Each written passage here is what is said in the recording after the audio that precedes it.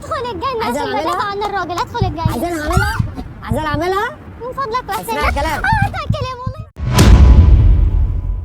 رمضان جانا وفرحنا بو بعد غيابه وبقاله زمان. غنوا. الله عليك يا فنان. أي خدمة. عجبتك يعني أكمل؟ تكملي؟ لا كفاية، يعني رمضان بقى وكده، فمش عايزين ذنوب على الفاضي. عارفة أمتع ما في رمضان إيه؟ الصوم والصلاة والعبادة ولمة الناس وقت الفطار، وتحديداً على موائد الرحمن. ما هو احنا هنروح كتير الشهر ده. وابن اللي بيرمي الصواريخ في الشارع. مقالب بقى، كل سنة وانت طيب، رمضان كريم. بمناسبة المقالب، رامز جلال راجع ببرنامج جديد زي كل سنة. بقى عادة خلاص، زي بكار ونيلي وشريهان وإبراهيم نصر. أيوة، إبراهيم نصر والكاميرا الخفية، فاكرة؟ طبعا، هي دي حاجة تتنسي.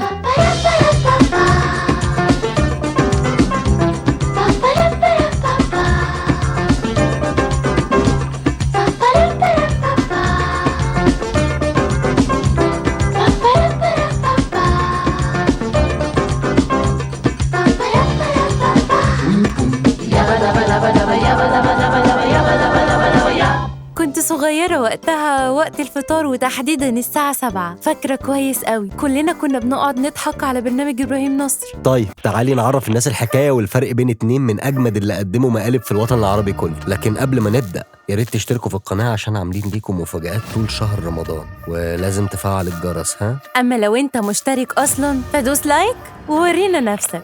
ولو مش مشترك برضو دوس لايك. الجولة الأولى، الظهور الأول. يا ستي بقى، عمنا إبراهيم نصر أول ظهور ليه في المقالب والكاميرا الخفية سنة 1990، يعني من 33 سنة كده. كان البرنامج ده اللي بيقدمه الكوميديان العظيم فؤاد المهندس، وبسبب إصابته بتعب فالبرنامج اتوقف لشوية لحد ما جه إبراهيم نصر وعمل إعادة للبرنامج من جديد في شكل مختلف. أنا فاكرة وقتها كان اسمه انسى الدنيا. كانت الحلقة عبارة عن نص ساعة بس فيها كمية ضحك فظيعة. بالظبط. ووقتها حاولوا فنانين كتير ينافسوا إبراهيم نصر زي الفنان محمود الجندي وبرنامج اديني عقلك، لكن على مين؟ ده البابا بتاع المقالب. كان عمنا إبراهيم على قمة المقالب في مصر وقتها، ولما اختفى شوية ظهرت الفنانة نشوى مصطفى وماجد المصري. ثانية واحدة لو سمحت، أتقمص شخصيتي اليابانية. مراتا تاكيو تو هونداي شيرو. مراتا تاكيو عند هوندا شيرو. لكن محدش اقتنع بيهم عشان يرجع عمنا إبراهيم من تاني ويخطف الأضواء كالعادة. واستمرت مقالب عمنا إبراهيم ل 15 موسم. طب انتي فاكرة أول ظهور لرامز كان إمتى؟ فكرني طيب. كان في 2011. ولو فاكرة رامز قلب الأسد؟ طبعا ده فاكراه. بالأمارة كانت فكرة البرنامج مسروقة من برنامج أجنبي تقريبا، والفرق كان إنه حط أسد بدل النمر. يا ستي كله بيسرق من كله، هي جت على دي. المهم البرنامج ده رجع روح المقالب من تاني، وكان يعتبر طفرة في مشوار رامز جلال. بص، أنا ما بحبش مقالب بتاعت رامز جلال بصراحة، بس كمل. ما علينا. وقتها ظهر كتير حاولوا ينافسوه زي هاني رمزي في برنامج هاني هز الجبل.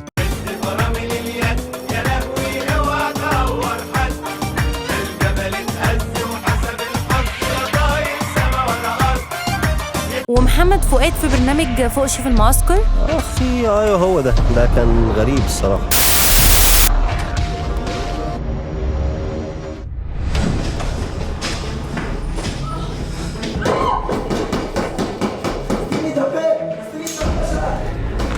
وفيفي عبده، فخلي بالك من فيفي. كوزمي. طبعا، وغيرهم كتير. لكن رامز نجح في انه يفضل ثابت على قمة المقالب من 2011 لحد وقتنا ده، وبكده هتكون اول جولة تعادل 1-1. الجولة الثانية، الشخصيات. بص يا ستي، عمنا إبراهيم نصر كان دايما بيقدم الشخصية الغريبة، واللي هو بمجرد ما تبص ليها كده تحسي بالخوف أو تضحكي. مرة يقدم شخصية حلاق، مرة يقدم مكواجي، وقشطة يقدم حرامي كده على الماشي، أو يلمع جزم. حتى تقمصه للشخصيات ده كان حقيقي لدرجة إنه من الصعب تصدق إن ده مقلب. وبسبب كده عمنا قدم زكية زكريا اللي كانت تعتبر صريخ ضحك، وأول ظهور ليها 1998 في الموسم الثامن من برنامج انسى الدنيا. وبسبب نجاح الشخصية اتعمل فيلم خاص بيها زي افلام اسماعيل ياسين زمان، وهو زكية زكريا في البرلمان سنة 2001. فاكرة انتي الافيهات بتاعتها؟ طبعا. يا نجيتشي انفخ البلالين وكشكشها ما تعرضهاش، ولما اقول لك بخ تبخ. يا نجاتي انفخ البلالين ايه وبلالين ايه، احنا مالنا ومال الموضوع ده كله. نجاتي وراحت انت يا ست انت. والحقيقه عمنا ابراهيم نصر ما وقفش عند كده بس، لا ده قدم كمان شخصيه غباش النقراش.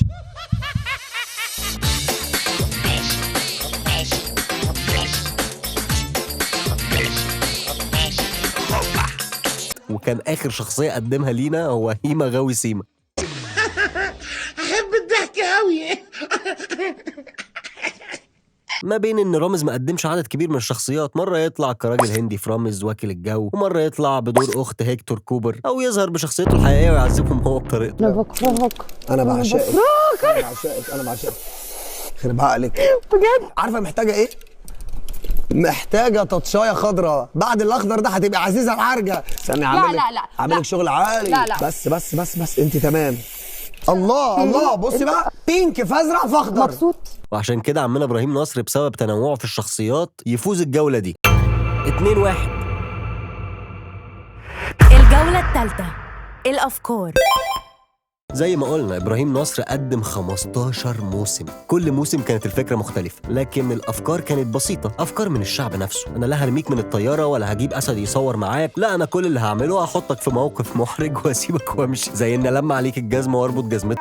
وعشان كده بطل المقالب بيكون المواطن العادي اللي لا بيه ولا عليه، وهوب يلاقي واحده من شخصيات ابراهيم نصر بتعمل فيه مقلب وهو ولا حاسس بالدنيا. اما بالنسبه لرامز في الافكار كان مجرم، زي ما قال بالظبط، مره يخليك في وش الاسد، مره ترمي نفسك من الطياره، او يدخلك مقبره فرعونيه، او يحطك في الطينه. غشيم، وفي حيوان مفترس بيقرب منك، في غشامه بتحصل، ومره في البحر وسمك القرش بيلف حواليك، او مجموعه ارهابيين يثبتوك ويضربوا نار حواليك، حاجات توقف القلب. واخيرا رامز نيفر اند.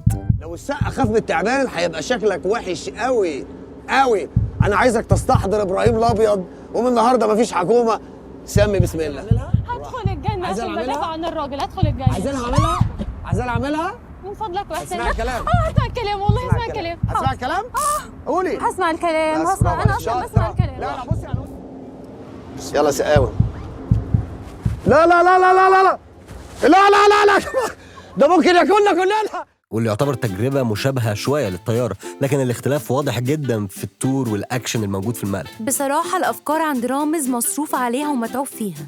بعيدا يعني إن أغلب اللي جايين عارفين إنه مقلب وكده. طبعا، لأن هم لو مش عارفين إن هو مقلب قلبهم هيقف، يعني ما أعتقدش إن في حد جاي ومش عارف إن هو مقلب. خصوصا الناس اللي سنها كبير. بصراحة جدا، لكن أفكار رامز كانت مجنونة وتحس إنك داخل على فيلم رعب جدا. أنا ببقى متوتر للناس اللي موجودة، وبصراحة عشان كده رامز يفوز في الجولة دي وتبقى النتيجة تعادل 2-2. الجولة الرابعة، الأكثر شهرة. إبراهيم نصر من الكلاسيكيات، وبرغم من كده لسه بنضحك على مقلبه. والفكرة دي دخلت مصر من أمريكا، وتحديدا سنة 1940 في برنامج فقط للضحك، واللي بدأوا فؤاد المهندس. لكن إبراهيم نصر حط لمسات فنية وكوميدية كانت سبب في إن كل مكان في الوطن العربي يتفرج عليه. عشان كده البرنامج ده يوميا في رمضان الساعة 7 وقت الفطار كانت كل الأسر المصرية بتتجمع عشان نص ساعة من الضحك المتواصل لعمنا إبراهيم. وبعد 15 سنة من لحظات مش هتتنسي، وتحديدا في 2008 للأسف انتهى البرنامج، ومقالب إبراهيم نصر لحد وقتنا بتتذاع لسه على القناة التانية والنيل الكوميدية، ومقالب بطابع وروح الشعب المصري. أما رامز بقى بعد 2018 رامز تحت الصفر بقى أكتر شهرة وعالمية، لدرجة إنه جاب عدد من الفنانين الكبار أشهرهم فان دام. لكن برغم شهرة رامز إلا إن الناس بدأت تمل. أنا بصراحة ابتديت أمل جدا. أيوة، عشان كده دايما أول حلقة بس اللي بيجيبوا أعلى مشاهدات، لكن باقي الحلقات بتكون عادية، لأن خلاص الناس عرفت الفكرة. بجانب من الممثلين والشخصيات المشهورة اللي معاه بيكونوا عارفين إنهم رايحين يصوروا مقلب، فبقى الموضوع شو إعلامي مش أكتر. طبعا، وبسبب ده البرنامج الموسم اللي فات فشل، لكن رامز نيفر اند المرة دي هيكون البرنامج أقوى والفكرة كمان أصيع